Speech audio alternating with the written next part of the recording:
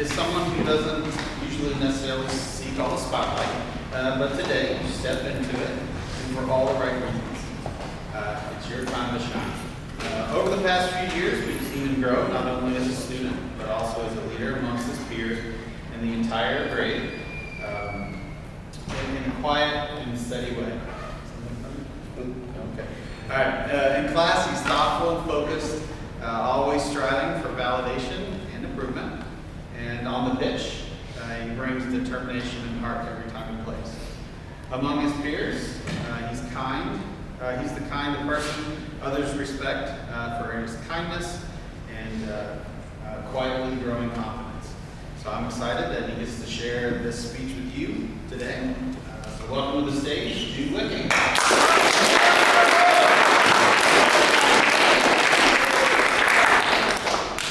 Hello, my name is Jude Wicking. What I selected for my speech is to not anticipate trouble or worry about what may never happen, keep in the sunlight, Benjamin Franklin. Throughout middle school, I realized a lot about myself. In my earlier years, I worried a lot about myself in school and things I wouldn't care about the day after. Originally, when I found out that I had to present a speech to my entire grade about myself in 7th grade, I stressed in the same way. I worried my quote would be too corny, or my speech would run on and on, and people falling asleep. This was my mentality throughout middle school and more times I'd like to admit. Worrying about the last details was always the first thing I thought about when I was presented with a new challenge. However, I realized that worrying is the worst thing someone can do. So when 8th grade came around and I started writing the speech, I realized that maybe it will suck, or maybe it will be boring. However, I stopped worrying about it. And like my coach says, I got over it and kept positive. This also leads me to other things I've learned throughout middle school. One of the most important things I learned throughout middle school happened early. I just started my 6th grade math class, and I was struggling with the class. By no means horrible at math, however, I'm not great at managing time, especially in 6th grade. I usually end up waiting until the very last second to do homework, and there was a time in early middle school when I did some solutions page in 3 seconds and the teacher was checking them. During the first quarter, I keep myself in trouble. The work wasn't hard and was barely ended. However, when the second quarter came around, the workload increased, and with the topics being more time-consuming and complex, it led me to constantly missing work. It was due to a mix of subjects I didn't understand and work I pushed away. It also took a longer time to understand these topics. With a faster schedule, the second I would understand the unit, it would start new one. Luckily, my grades dropped quite heavily. All my assignments were either late or missing. My very cross page was like a crime scene, covered in spider red with the list of missing assignments. Things only got worse when my busy test grades dropping. I finished the second quarter with an E- 1 point away from C+. The only reason I didn't have a C+ was because I redid all my missing assignments. I know I had to change something, or else my grade would continue spiraling. This led me to change 2 things. Number 1, I used to study helps when able to complete my homework while I was talking to Ms. Boyd, the 6th grade math teacher, about the things I did not understand. Number 2, I would try to do my homework the day it was assigned and the day after it was assigned. I didn't want to keep completing things at the last minute. Although pretty simple, these changes helped me be about the class way easier. Time I used to spend cramming in assignments and instead study for upcoming quizzes and tests. And with study hall every other day, I understood our subjects way more. I ended the year with an A-. I stood to this day trying to do my best to schedule my time. At times I go back to cramming, at other times I'm able to relax at my home and no homework to do the next day. Middle school, other subjects were important to me too. I've always enjoyed history, and science class was never insanely hard for me to understand. However, the subject I didn't understand was English. I like literature, writing, reading, but I don't like English. It comes from a bunch of different things. I remember having to devote a bunch of time to learning cursive in my years before middle school. I didn't necessarily like English right for the previous middle school years. Also, the only thing worse than reading a book you don't like is annotating a book you don't like. Going to 7th grade, I was expecting this to be my same thing throughout the year. However, I found myself wrong. The first couple of classes were boring.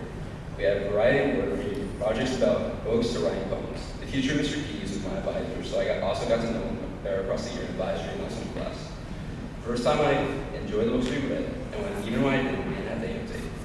This class made me actually enjoy English and got me interested in literature even more. When the year ended, English was my favorite class, and although Mr. Keys is no longer a collegiate, I'll remember his class. Between math and English, I try not to worry about the small things and just focus on the big picture by staying positive. I've always had a struggle with pronunciation. I had to enroll in speech therapy when I was younger because I would speak word while mumbling my words. Maybe embarrassed when I was younger that I would have to repeat myself several times to teachers who couldn't understand what I was asking. So when middle school came around, I was worried about making friends. However, it was easier than I thought it would be. I remember how I enjoyed my friend group. I think I was already close to people who were part of my friend group. Over in middle school, I made a lot of memorable moments with these people. However, the one I remember most was the field trip to Mammoth Cave. In 7th grade, we took a trip to Mammoth Cave. During that time, I shared a cabin with a couple of my friends. One thing I had that I remember was when we first got the cabin, the teachers always had the key on us. And so naturally, we got locked out of our cabin because we forgot the key 20 minutes later.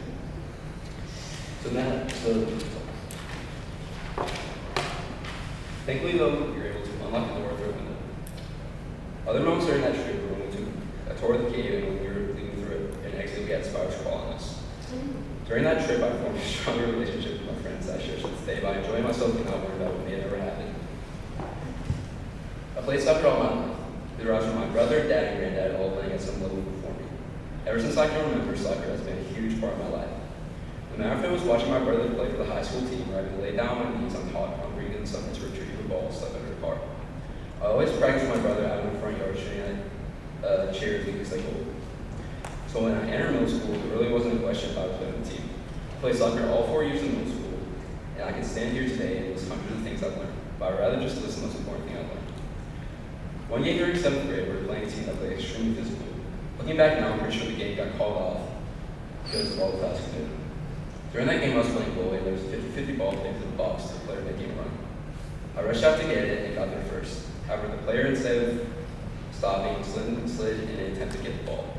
Since I had gotten there first, instead of making contact with the ball, his cleats and studs made contact with my knee. My knee was skinned and pain. I remember being on the ground and thinking it would be nice to stay on the ground and do nothing. I thought that if I got up, my knee would fall off. I realized that, though, I could not stay down forever, even if I wanted to. So the fear of my knee falling off some of my head, I stood up. My knee buckled, but I was on my feet. After I took a couple of steps, I realized I wasn't really that hurt. I came off and realized I had worried about what never happened. Since then, I've had a lot of similar experience, but I've been tackled. However, I realized the best thing you can do is get up and carry on. During my time in middle school, I taken trips with my family to certain places which changed the way I think. One trip I remember changing the way I think was where my family and I planned a trip to Iceland. The first half of the trip was during the break I had from school, but the other half would be the returning to school. I remember leaving the U.S. anticipating trouble about the work I was missing from taking time off school and not focusing on the fact that in a couple hours I'd be in Iceland. After arriving in the country and settling into the hotel I stayed in, I still felt some discomfort about the missing work. The reason was mainly due to previous experiences where I had taken time off to complete these same assignments I had while away from school. Even after the sights I saw, the topic of school was still on my mind. Eventually, me and my family arrived at our last stop at a hotel in the south of Iceland. With a few days left on the trip, I decided to take a walk through a small trail by the hotel. There's a path covered with grass and trees. During this walk, I thought about what the work would be like heading back to school. But in the middle of this walk, I was sitting down and looking around.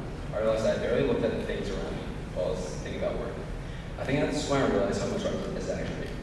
If I look behind me, there's a forest covered in snow hiding its branches.